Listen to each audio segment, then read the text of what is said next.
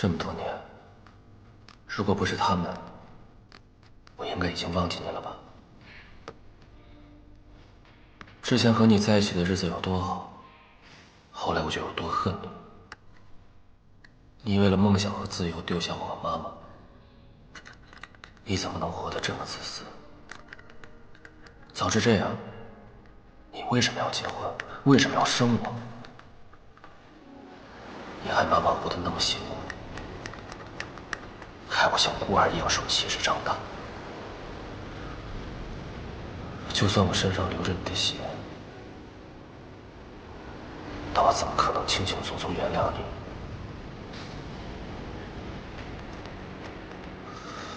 这个坎儿，我这辈子也迈不过去。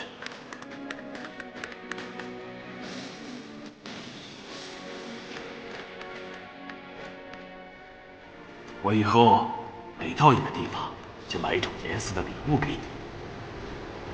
等7种颜色的礼物集齐了，我就回家陪你。好，一言为定。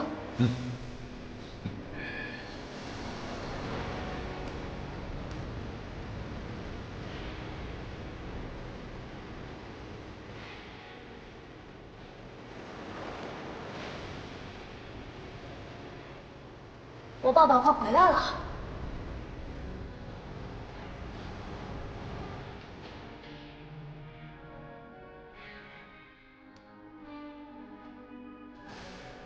好爸爸，我不要他了，他只配和死人一起玩。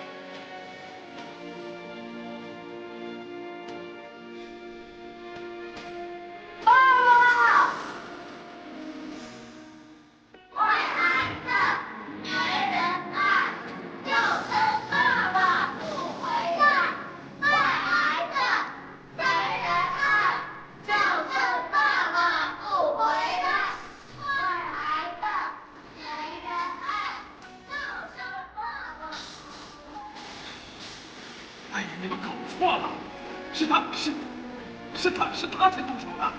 哎，我呢，我就是出一时的好，来把他给抓住。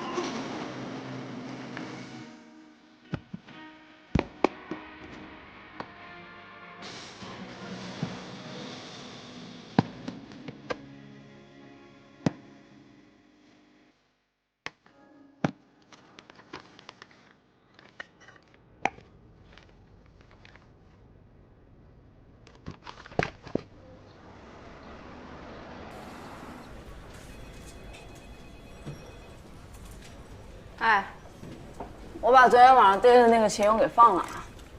放了？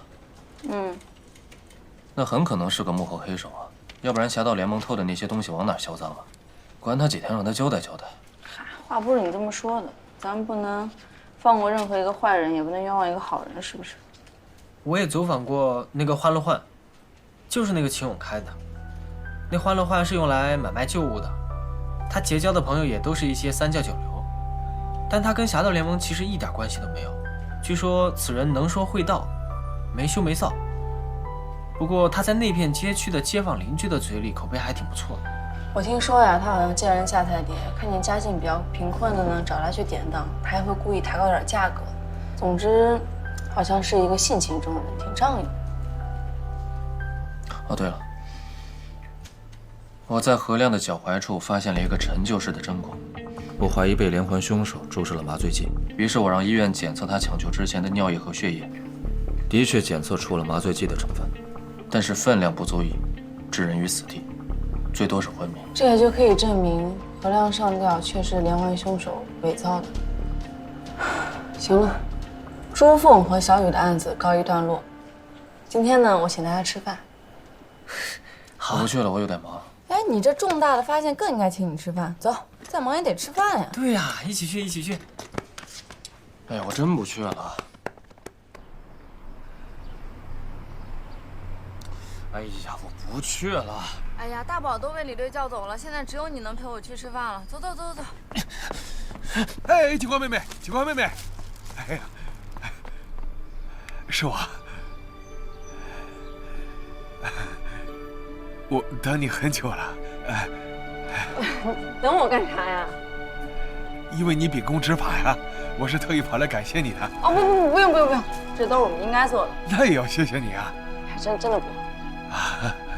我呢，我是有个想法，你看我开的这个店呀，我就想和你们警察搭上线，因为我这个店每天三教九流来的人非常多，我想万一啥时候有消息了，我好尽快给你们通风报信啊。行，谢谢您啊。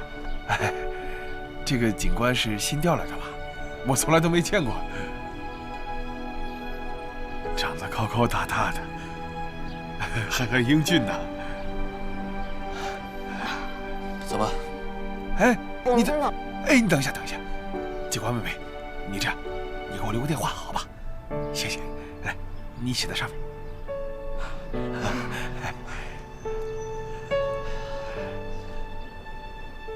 改天呢，你把小伙子叫上一起来，我安排啊，吃味道最好的餐厅。哎，等一下，那个警官妹妹是这样的，我呢看到你们以后呢，我就觉得特别的亲。我在龙帆市啊，无牵无挂的，不怕你笑话。看到你们以后，我就觉得像是家人了。尤其是这个小伙子，我看到他，就想到了我的儿子。说来话长啊，我和我儿子15年都没有见面了。要是他再见到我，不知道还能不能认我了。哎，不好意思，这样，吃饭的时间咱就定下来了，带着那小伙子一起来吃饭。一定来，谢谢。好，打扰了，去忙，再见啊。再见。好嘞。哎，你说这个勇哥啊，也挺有意思的啊，这个人，非要请我们吃饭，还加了我微信。不过也挺好的，就当是咱们一个信任。他呀，能说会道的，认识的人呢，三教九流也都有，挺好，也算是一个收获。你有听我在说话吗？下午还要汇报何亮的案子呢，走吧。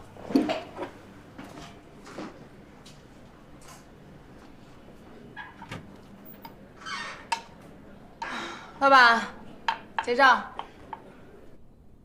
何亮已经被确定是植物人，但是我在他的足踝处发现了一个陈旧式的针孔。现已证实，这个针孔不是医院抢救他的时候留下的，应该是凶手给他注射麻醉剂时留下的。这么说，何亮上吊自杀是凶手伪造的？这也太让人震惊了吧！我还是不能理解，连环凶手为什么不简单的杀死何亮，非要伪装成上吊自杀呢？以前我说过，他是在挑战警方，给警方出题。现在我觉得，他只是在挑战我。他想用他的专业挑战我的专业。好，现在关于何亮为什么会上吊自杀的谜题已经解开了，但是我们关于连环凶手的线索好像到此为止，已经断了。线索是断了，但我觉得凶手的形象比以前更加清晰了。什么意思？结合赵雅琳和肖丹丹的案子，我基本已经确定，凶手是医务工作人员，而且他非常喜欢在同行面前炫耀他的专业。他还非常的心狠手辣，分尸、监视、画脸谱挑战连环凶犯，这都说明了他的反社会人格。我猜很可能，他的幼年留下了非常严重的心理创伤。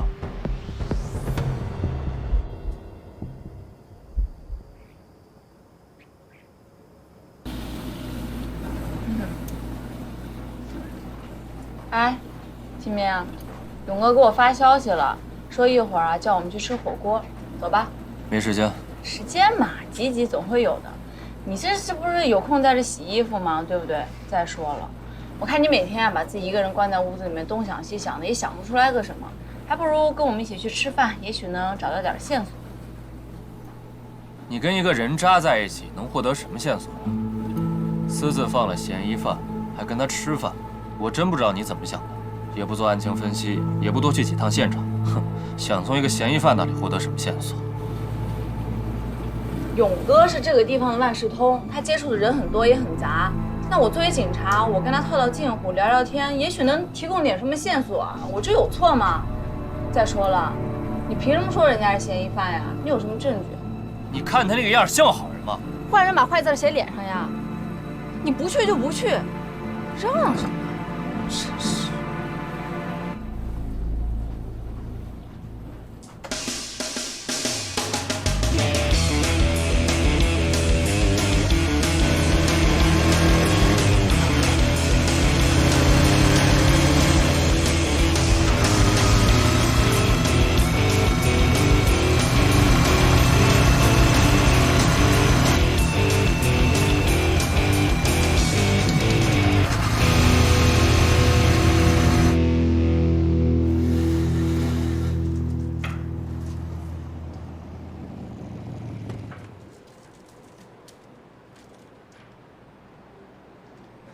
呀，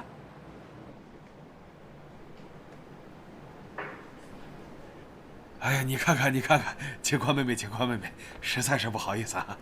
哎呀，你看，我请客的反而迟到了。没事儿，老友，你这摩托车可以啊，挺拉风的。全龙帆市只有2辆，我自己改装的。挺帅。哎，那个秦警官没来吗？哦，他手上有一大案子还没破呢，挺忙的。没关系，那就咱们俩吃。哎，尝。来，哎，尝尝这肉。哎，谢谢谢谢谢谢，勇哥你甭管我，你自己吃啊。我来给你先服务一下。你自己吃。好吃。好吃啊？好吃。我告诉你啊，其实呢，我自己的厨艺也是很好的。我这做了几10年的海员啊，在船上我都是负责料理的。你应该去过不少地方吧？反正我已经是冲出亚洲，走向世界了。尝尝。你自己吃吧，别给我夹了。你看啊，我去过南非，去过北欧，你看，我给你看看照片。来，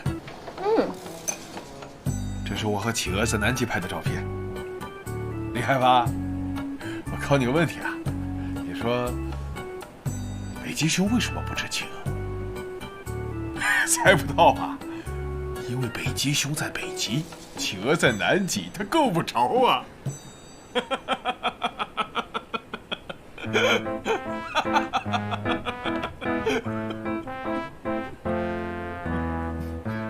开心啊，不好意思，来来来，开心啊，开心。来，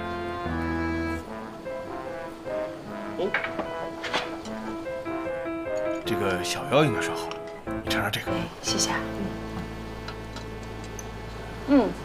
我觉得这顿下去，估计又得胖好几斤。没事，多吃一点长力气。你们做警察的太辛苦了。哎，对了，那个秦警官平时也跟你们一起出去破案吗？是也不是吧。那他是做什么工作的呀？哦，他是法医。法医？哦，就是查看现场，还有解剖尸体什么的。亏了他今天没来，他要来了，这腰子估计他也吃不动。啊，那干这个法医的工作危险吗？其实还好，但这小子呀不服输，每次呀非得跟着我们一起去跑现场什么的。那他有对象吗？老友，你这走南闯北的，怎么还这么八卦呀？他没对象，你给他介绍一个呀？我就是问一问嘛。不过他干法医这一行，天天和死人要打交道的，那人家姑娘能喜欢他吗？会不会很嫌弃他呀？他就算不是法医，也找不到女朋友。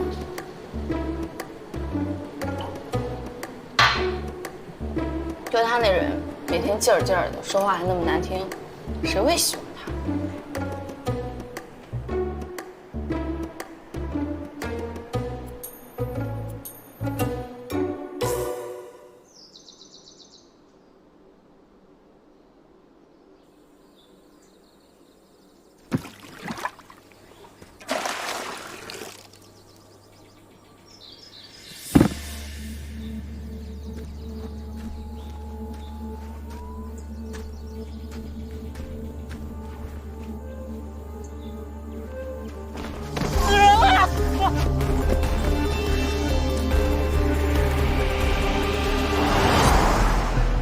北山郊外小石桥下发生一起交通事故，一个男人死在一辆改装的黑色贴有金色标记的摩托车旁。交警勘查过了，觉得现场事故存疑，所以请我们提供技术支持。金色标记，改装摩托，哎姐，哎，环环，我记得那个欢乐焕的老勇好像有辆改装摩托。你怎么知道？哦，我跟他吃火锅的时候看见了，而且好像有金色的标记。不会吧？难道嫌疑人看见我跟他一起吃饭，以为他给我提供了什么线索，杀人灭口了？这么巧？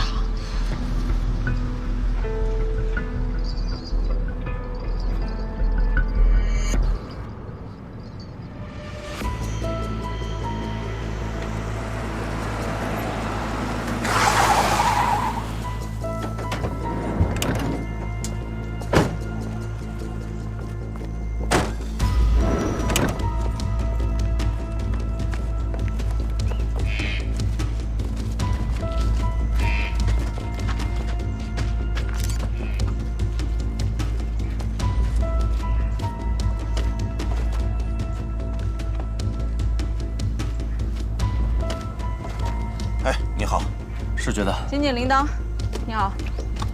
车祸为什么找法医啊？现场也存在一些异常，案件性质不好定。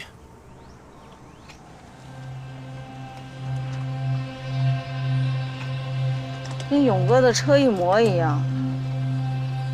同款很正常。头部有几处明显损伤，但四肢上没有。从尸体表面来看，死亡时间应该在2、3天内，具体死亡时间尸检后才能确定。我们接到村民报案，到达现场时，摩托车就在这里，人在这里。从这么高的地方掉下来，怎么可能只有头部受损呢？我们发现的时候，摩托车就是一边车把着地，一边是后备箱着地，这2点正好把摩托车给架空了。尸体正常情况下应该离摩托车会更远一点，但是考虑这是个斜坡，所以摩托车可能由于惯性下滑了一些。从尸体看来，应该是摔下来的时候头部摔到石头上出血死亡。有这种可能性。死者身份能确认吗？这是死者无证，名字叫吴明路。具体是不是吴明路本人，还要等到尸检结果确认之后才能确认。这一带附近好像没有监控，看不见案发现场。是啊。目击证人呢？附近的住户？附近最近的住户在2里地以外的北山村，已经派人去问了，现在还没有结果。这条道路就是从市区去北山的，过了下午5点，就很少有车辆和行人了。你们在墙边有没有发现什么痕迹啊？没有。有没有这种可能性？你们看，这条道路不够宽，旁边又是很陡的斜坡。如果死者是为了避让车辆，从斜坡处直接摔落下来，那么自然路边就不会有痕迹。斜坡又是土坡，由于这里昨天下过雨，即使有痕迹，也没法发现了。但是很奇怪啊，你看，死者如果是驾驶着摩托车以很快的速度从斜坡上往下开的话，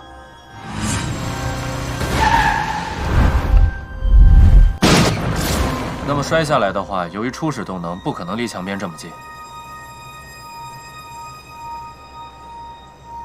但现在非常像是从上面慢慢跌落下来的，没有初始动能啊。没有初始动能？我刚才检查过了，摩托车处于在档状态，大灯处于关闭状态。也可能是跌落下来的时候，摩托车熄火了。哎，交通事故什么都不好说。行了，具体什么情况，我们回去尸检以后再看吧，把尸体运回去我们尸检。走。辛苦。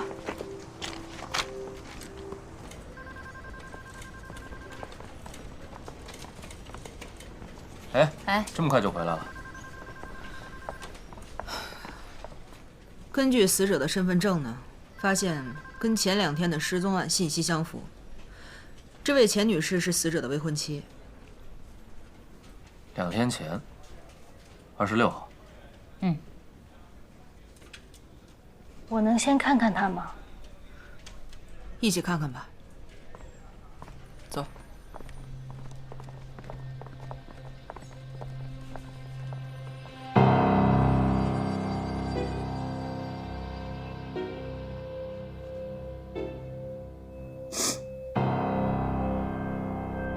钱女士，节哀吧。现场有什么问题吗？现场疑点比较多，具体是不是交通死亡，还有待尸检来确认。钱女士，他是你的未婚夫吴明路吧？是的。我们开始尸检吧。钱女士，我们有些具体情况还需要跟你核实，跟我出来一下。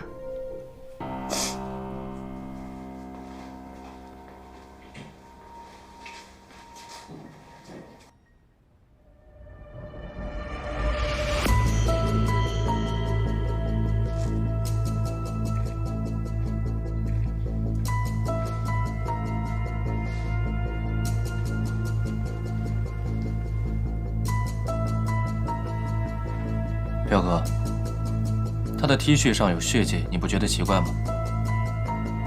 受伤流血染到 T 恤，好像没什么奇怪的吧？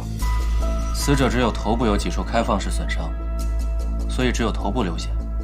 头部流血的话，按照现场的情况来看，如果他是从桥上跌落，被摩托车砸中头部，那怎么可能流血到肩膀上呢？根据解剖得知，他颅脑严重损伤，根本坐不起来。按照你说的情况，交警说昨天现场下过雨，假如死者的血流到脑后形成血水坡，雨水稀释了死者的血液，在头、肩、颈部形成一个血水坡，有没有可能侵蚀到死者衣物的肩膀部位呢？但是死者的外套上没有血迹，你说的可能性已经排除了。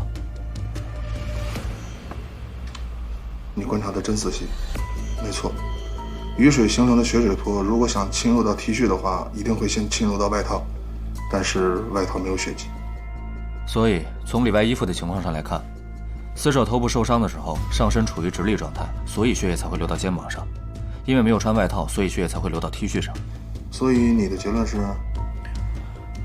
他先在第一现场被人杀死以后，又偷偷运到了小石桥，精心布置了一出交通事故。害怕被人发现，所以摩托车大灯没打开。确定？不确定，猜的。继续尸检吧。原来天才的秦怀义下结论的时候也是比较谨慎的嘛。嗯哼。你的未婚夫吴明路是做什么工作的？他是名画家，出版过漫画册、摄影集。他也是龙潘大学艺术学院的客座教授。是个艺术家。那他平时会去北山村写生采风？对，我们在北山村租了一家农家院，装修改造，既能住又可以当他的工作室。他平时出行的话是一直骑摩托车吗？我劝过他开车，可他就喜欢摩托车那种不羁放纵的感觉。1年前，他还出版过一本关于摩托车的旅行游记。你最后一次见到吴明路是在什么时候？大概是在25号下午6点左右。当时他骑摩托车回家，按照惯例，我都是周五提前给他做好晚饭，然后自己回市区陪我妈妈。所以我们打了个招呼，我就回去了。你是26号下午报的失踪案，对吗？对。第2天早上，大概8点左右，我回到北山村，发现明路不在，我就给他打电话，他也一直没接，一直到下午，我觉得不太正常，就报了失踪案。这都过去2天了，吴明路具体在什么时间死亡，可能需要法医的推断。根据交通事故的现场来看的话，吴明路的摩托车是从脚蹼头掉落，也就是说，他是从北山村开往龙帆市的方向。如果按你所说，你最后一次见到他是25号下午6点，26号早晨8点发现他不在。那么他很有可能是在大晚上的时候骑车去往龙帆市。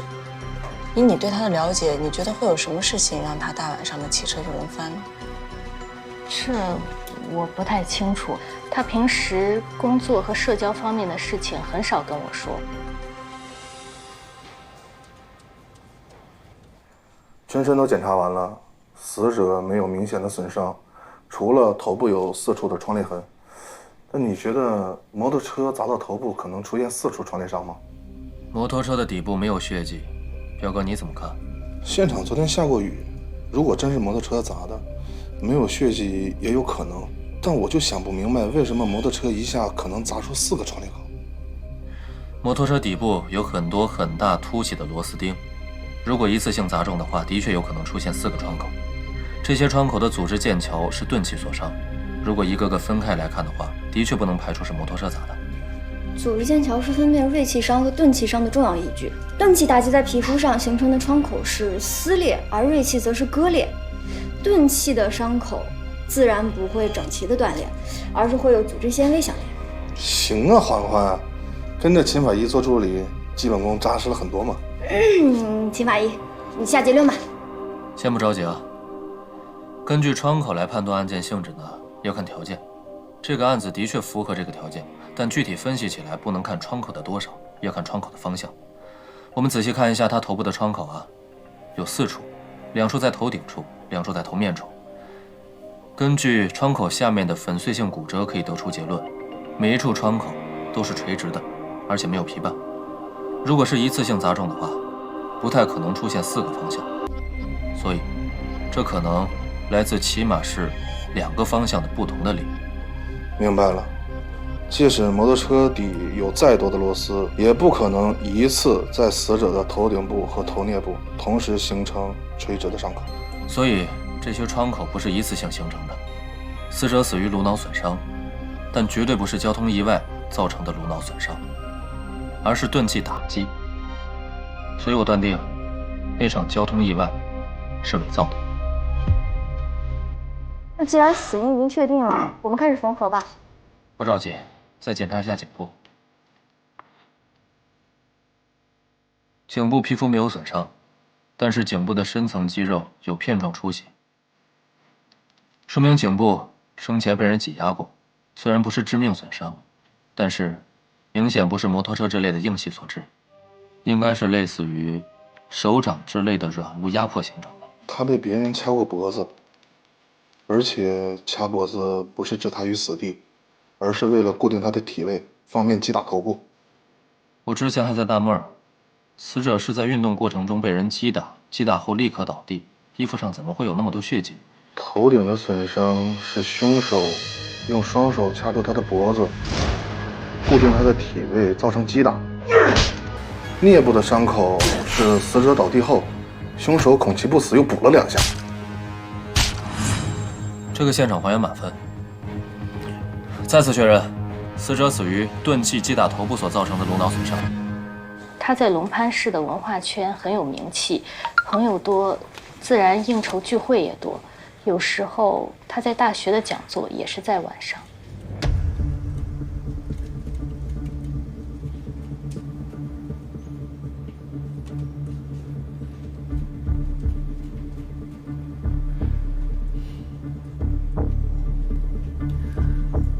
钱女士，你跟吴明路是怎么认识的？他在龙帆市文化圈很有名气，我做过他的访谈，慢慢就熟了。你们俩同居多久了？大概1年多，本来打算什么时候结婚呢？就在下个月。吴明路平时为人怎么样？他有没有跟谁产生过矛盾呢？没有，他人缘好，朋友也多，在学校也很受学生的崇拜。根据小常的情况，能够推断出死者的死亡时间应该是在末次进餐后的5个小时左右。林丹刚刚发来短信说，钱佳佳最后一次见到吴明路是25号晚上6点，他骑摩托车回家，然后钱佳佳给吴明路做好了晚饭，就回娘家了。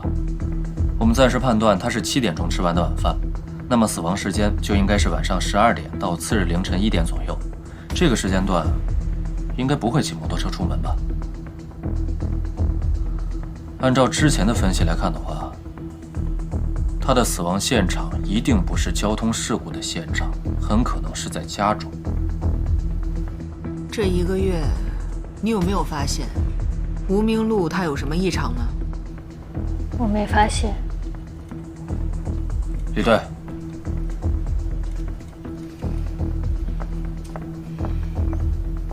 时间晚了，吴明路家很可能就是第一案发现场。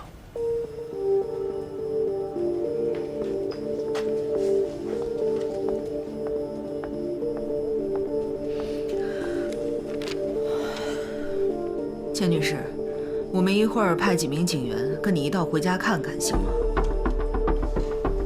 怎么，明路的死有什么问题？有一些疑点需要澄清一下。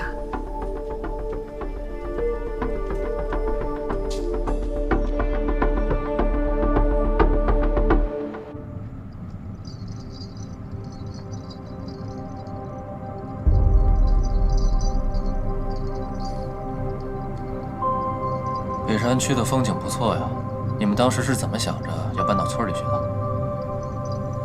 搞艺术的人都有一个田园梦。北山一带空气好，风景优美，不少艺术家都来这儿自己租农家院装修改造，既当家又可以当工作室。感觉真能在这儿住个农家院，好像日子也挺好的。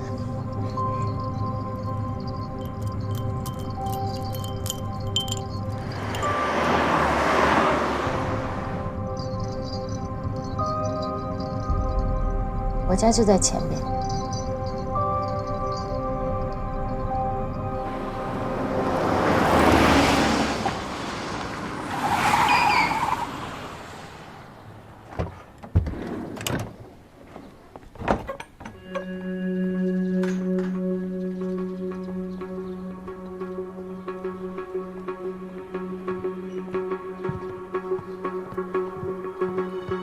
钱女士，根据工作流程，我们需要提取一些生物监测和物证痕迹，没问题吧？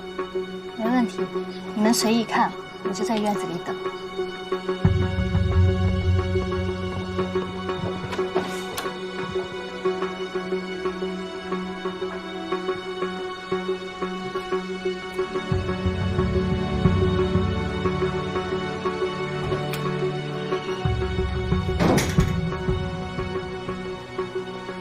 好大的乳胶味儿啊！墙上的乳胶漆没有干，应该是这2天才刷上去的。如果这里是第一现场的话，凶手肯定做了处理，不然怎么这么干净？开始干活吧，把有用的信息拍上照。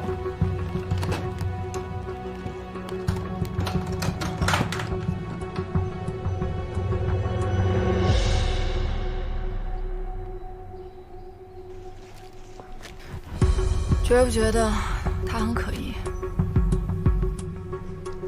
不好说，感觉他对吴明路的死一点都不上心。非自然死亡案件中，只要存在伪装现场的情况，绝大部分都是熟人甚至亲人作案，借此来隐藏环境和线索。所以，他确实是要重点关注的怀疑对象。完事了，走吧。走。钱小姐，我们题取好了，想问你几个问题。好。墙上最近是刷过新漆吗？我们家一直在装修改造，我觉得卧室的漆刷的不匀，所以就约了装修队又补了一次。具体是哪天？大概是26号上午。就是你发现吴明路不在家，下午报他失踪那天。我们家装修一般都约在明路不在的时候，因为他怕吵。26号也是之前就约好的。刷漆的装修工叫什么名字还记得吗？齐大海。我想休息一会儿，如果你们都调查完了的话。啊，打扰了，回头有什么消息我们第一时间联系你，走吧。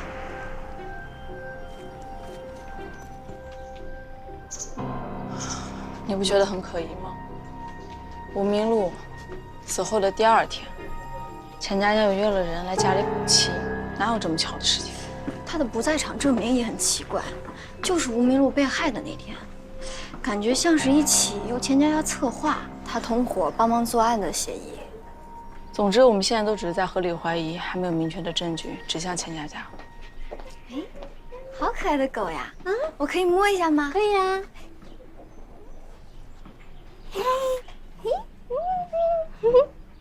姐，你过来看一看。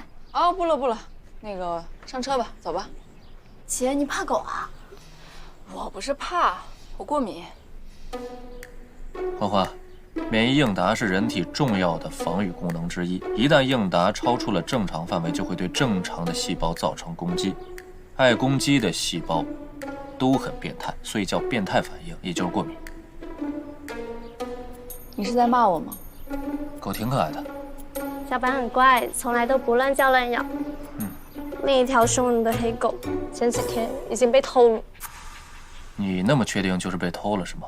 你们看看就知道了。小白和小黑平时都锁在院子里，链子又是被剪断的。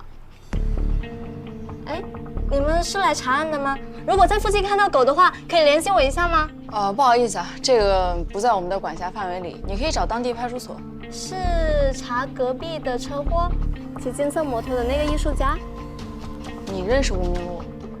哦，25号晚上，也就是前天晚上，你有看见他骑着摩托车出门吗？没有，我很早就睡了。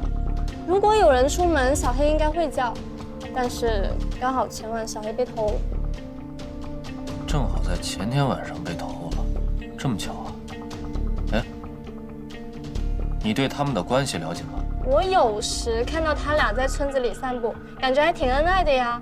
钱家不太说话，低眉顺眼的。你们说的那个吴明路，也就骑金色摩托艺术家，他倒是大大咧咧，挺爱招呼人的。我们回家啦！谢谢啊，有什么事情我会跟你联系。